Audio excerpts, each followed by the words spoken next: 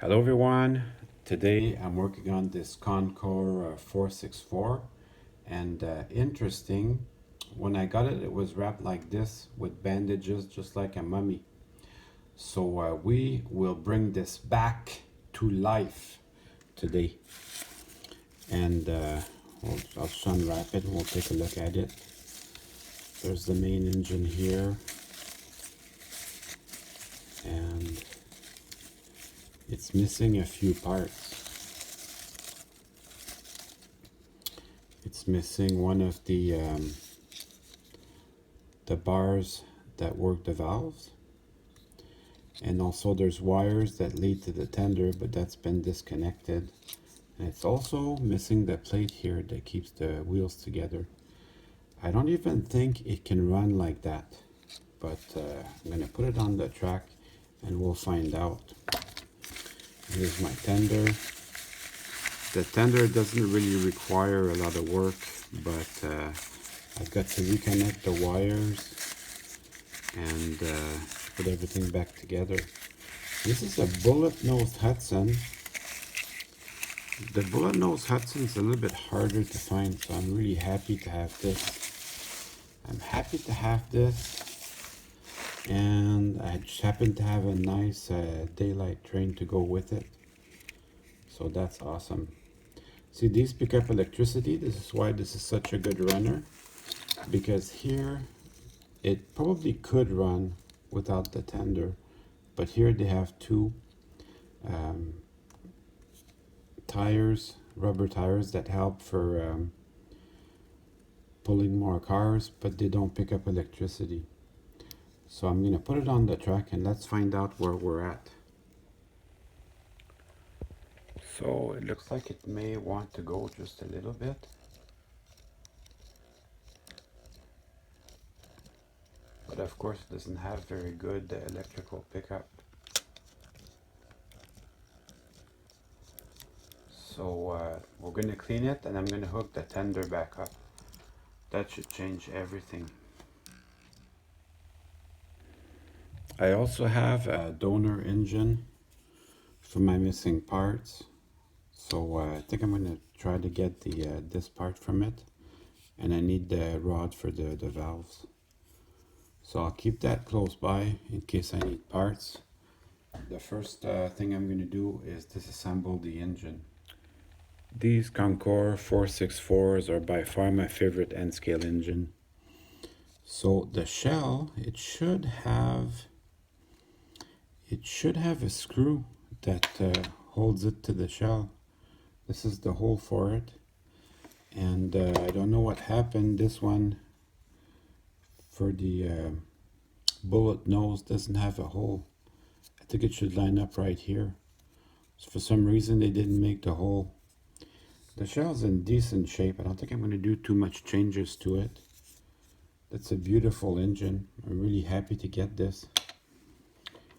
And then once you have the shell off, the weight here should come right off. Somebody modified this. They put a light. I don't even know if it works. If the light works, I'm going to try to keep it. Let me put on my power pack and we'll find out. So originally these don't come with a light, but this one it does work. So I'm going to keep it. So just put a little bit of extra glue to keep the weight in place, but usually it just comes off like this. So the next step, we'll be working from the bottom. We can remove the trailing trucks and keep the screw. It's a very good screw to have. Whenever you do this, make sure you have enough space. Most times I will put all my stuff in a box, but I don't have the box. So it would be okay though to get a box.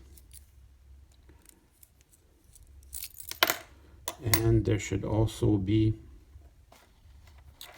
a place for this plate here. So this engine doesn't have it. So I will work on the valve gear now. Now on the valve gear, you have to pop them out very gently. They're pretty good quality, and over time they still stay pliable. So is there such a thing as high quality plastic? I suppose there is. So I'll just give you a closer look at this drive rod there. This is the part that goes to the wheel. So that to me feels a little bit dirty. So I'll be cleaning that up. And oh yeah, there's hair in there. See? Now that can't be good. And then this part goes into the cylinder. So I'll put that together. And then there's two more little pins that have to come out. Yeah, it's pretty dirty, come to think of it. So I'm glad it was run, and the person that had it before enjoyed it for many years. Now these little pins here, you do not want to lose that. I'll try to refocus this so you can see there's a sizable amount of dirt in here, and these little pins, you do not want to lose this. But there's quite a bit of dirt in there. I think I am going to get a box for my parts just to hold everything together.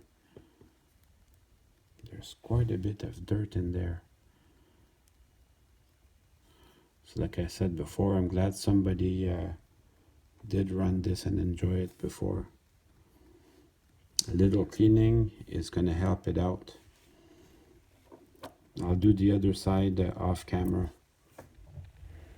So yes, I found a nice box to put all my parts in.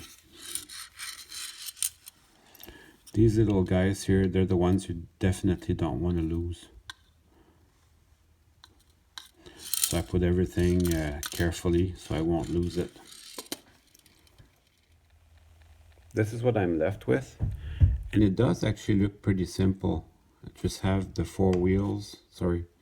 the 3 axles with the 6 wheels. And look at this. For its day, it was incredibly advanced, this engine. Every wheel has its own separate wheel bearing. That's the reason why these run so good. They may even have some dirt in there. I'm going to investigate this. So now what I've got here is just a frame with the motor and the worm gear. So it's definitely coming apart. Now I'm going to pry these out here. This is the cylinders and the side frame. I'm going to pry them out. But first I have to remove the 2 cylinders. And these you just pull towards the front. That's all you got to do, just pull very gently. And they come right out. So you have your cylinders, so that can be cleaned. And then these 2 should just pull out. I'm going to do it very gently because this is a nice part with a lot of details. It's going to be working on this off camera. Once it's loose, there's no glue on there. So once it's loose, it'll come right out nice and easy. And it will drop this part, which is part of your valve train.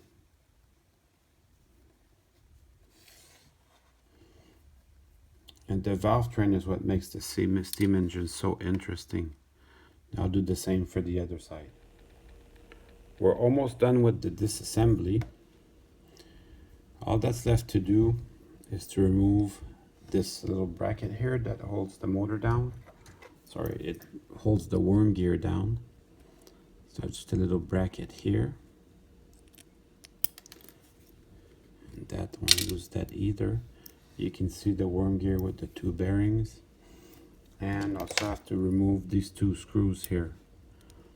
They haven't been open in a while. It's like opening King Tut's tomb. So I'll just let that drop. There, and then the second one.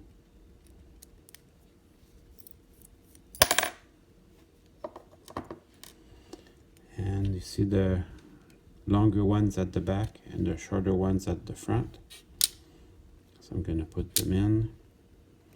Then I should be able to split this right open. That shouldn't be too much work.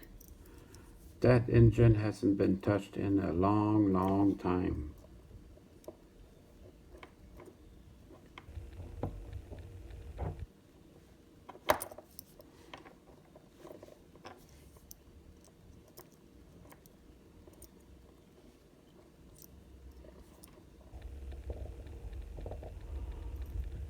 That should go nice and easy. I'm going to keep working on it off camera. So once you open it up, this is what you get. You get the motor with its worm gear and the two bearings. You get three idler gears in there. When I open mine up, though, one of the insulators, there's two insulators on the frame because it's a split frame and the frame's electrified. So these, be careful not to lose them. This is actually that little part that was holding me back from splitting it up. Just this little insulator here. So okay, now I have my motor in my hands and now I can test it. It's running, but it's not running well. I think because of all the hair, maybe one of the phases got damaged. But because it runs like that, I'm going to reuse this motor. And then we'll see what it runs like over on the track. I think it's going to be okay. I can bring this back to life. Also, while I have this in my hands, I'm going to lubricate it. You don't need much, you need just a drop.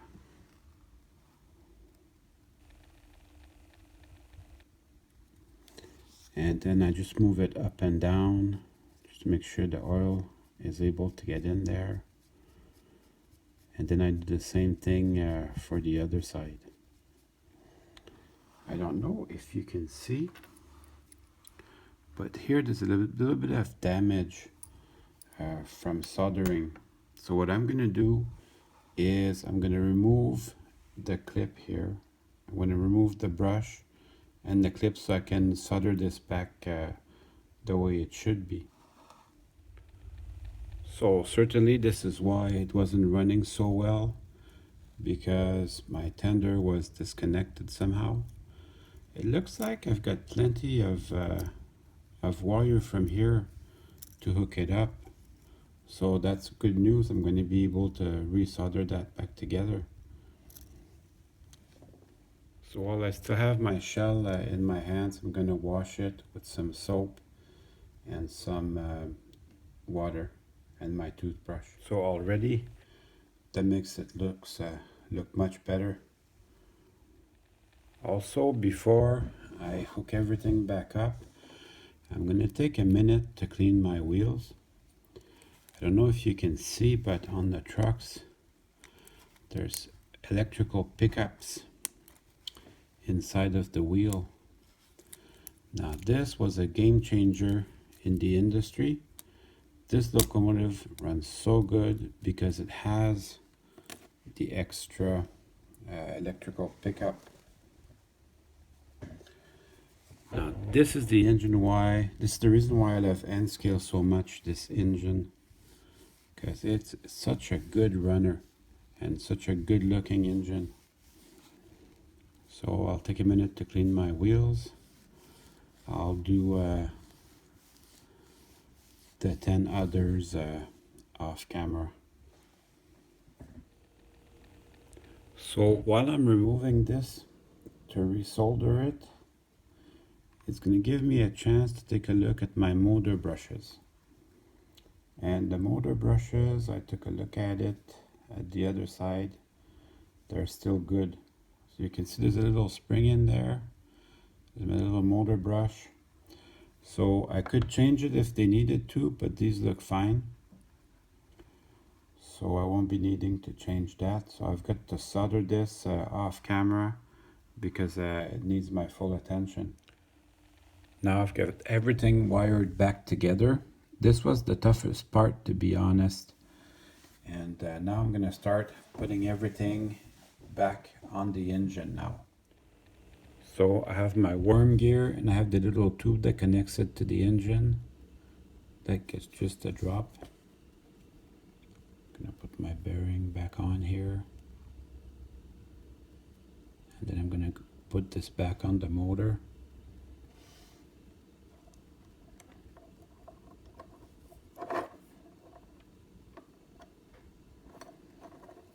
And that's gonna go in here.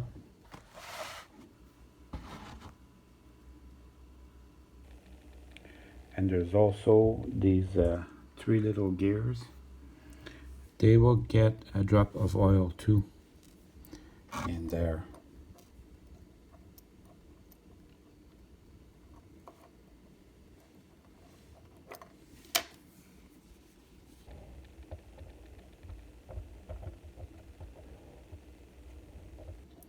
I'm being a little bit more generous with these because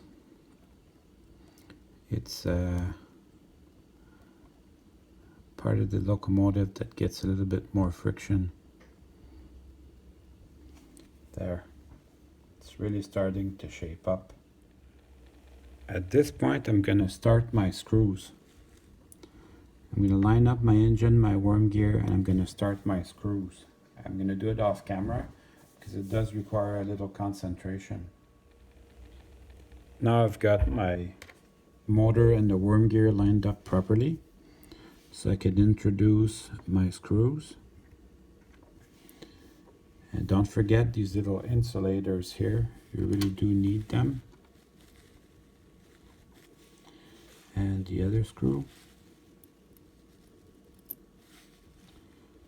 And then over the screw is going to be this other insulator. So that goes right up here. And then I can screw them together, but not tight. So to me, this sounds like a good time to try it out. See if it's gonna work. Probably need just a little bit more power.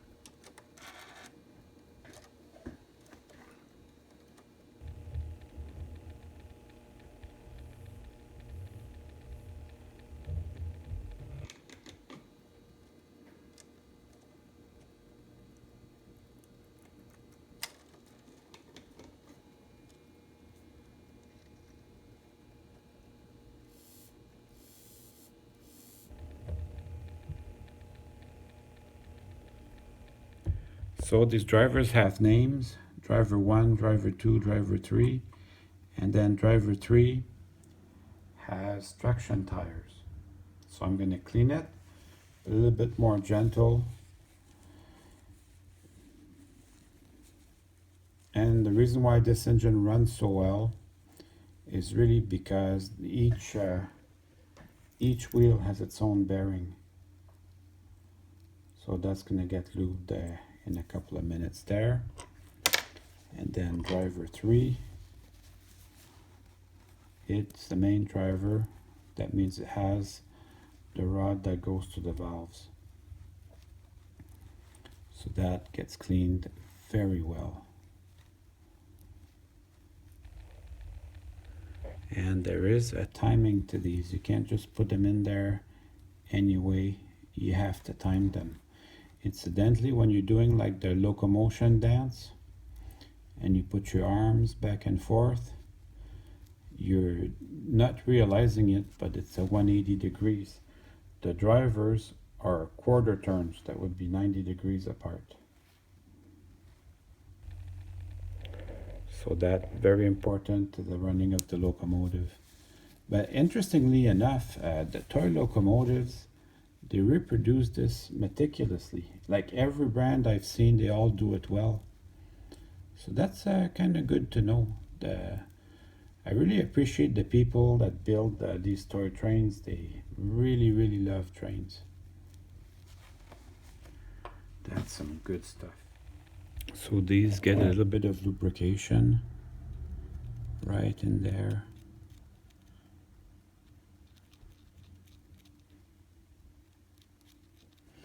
And that will definitely help.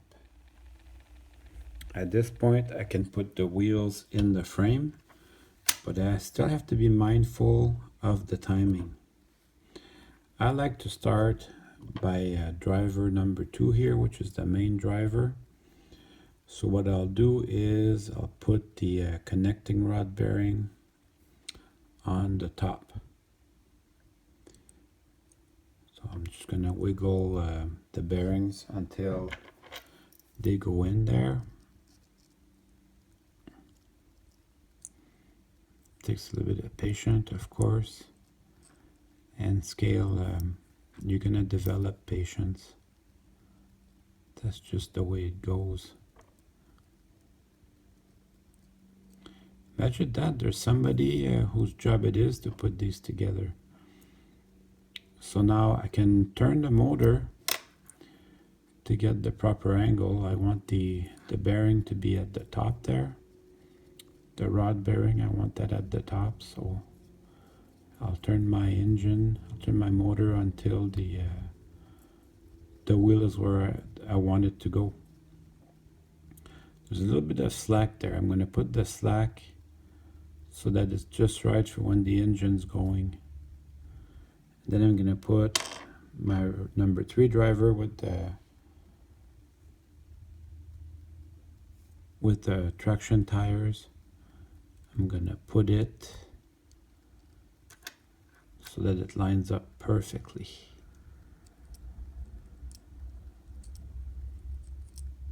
So that takes a little bit of time. So I'm going to keep working on this off camera. Now that I have them timed perfectly like I wanted, I'm going to put the borrowed part from my other engine, which is just a part that holds the gear down. It holds the gears and the wheels in place. That way they won't fall out. I won't have to do that again. So it just needs 2 screws. So I know these have to come out again so I can put my trailing trucks and my pilot truck. But in the meantime, it's going to keep my wheels from coming out and I'll have to tie them again. Actually, it's coming back together nice. At this point, I could even go try it on the track just to make sure. It's looking real good so far. Now before I put back my cylinders, I'm going to put back my connecting rods. Now this is how I do it. I will use the connecting rod, the main rod here, to hold my pin for me. And then once I have it lined up, I'll just push it in.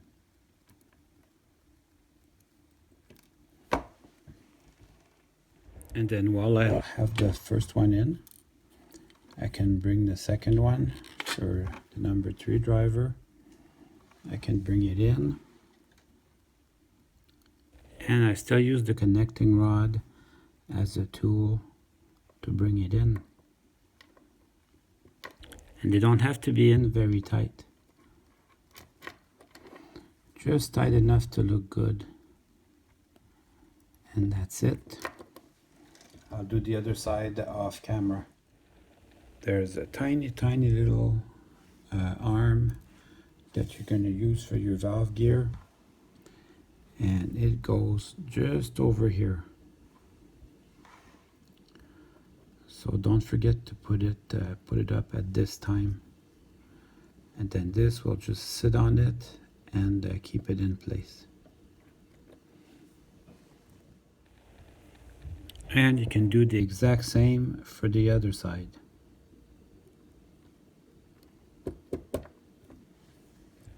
The cylinders can be put back in. They won't get they won't get in your way. So they can just go back in.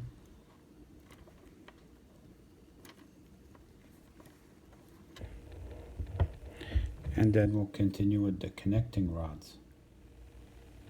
So just like before, I used this as a tool to put my pin. So these will slide in there, nice and easy. And it'll just go into the piston. So then this can go here. Now there's a timing to this. Let's say I put it at 90 degrees from where the connecting rod hits. I just bring it back maybe 1/10 of a degree, and there's a box in there, and it should just line up perfectly with that box. And we're almost done for this side. So I had to steal this arm here from my other engine, but this side of my connecting rods is completed. I'll finish the other side off camera. At this point I want to test everything because we're almost done. All that's left to do is cosmetics. But that is awesome. It's coming back to life. There's a little weight for that tender. Don't forget it because it does need it to run. And then my weight can just sit back on its place there. Then I'm going to line up my light. All that's left to do really is put the shell back on. The wires, you can leave them like that, but I got into the habit of twisting them a little bit. Gives them just a little bit of a better place to hang. Makes them stick together. And then these wires, I'm just going to make sure they don't get into the way of the shell too much. That looks good. I have to put my pilot truck here. I have to put that on, but that's just one screw, so that's not too hard. Now I can put my shell back on. This tender one, I'll have to look into it. I have to really look closely at it when it comes in. The boiler shell is very easy to put on. Just goes right back over this.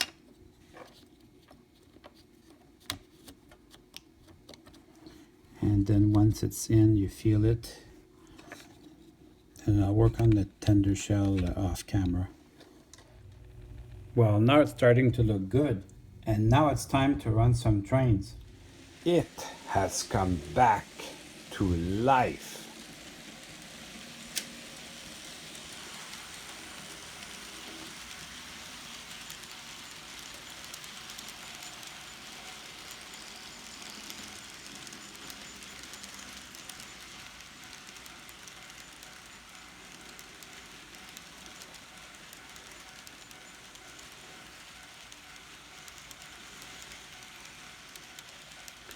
Well, I hope you enjoyed the video. See you soon.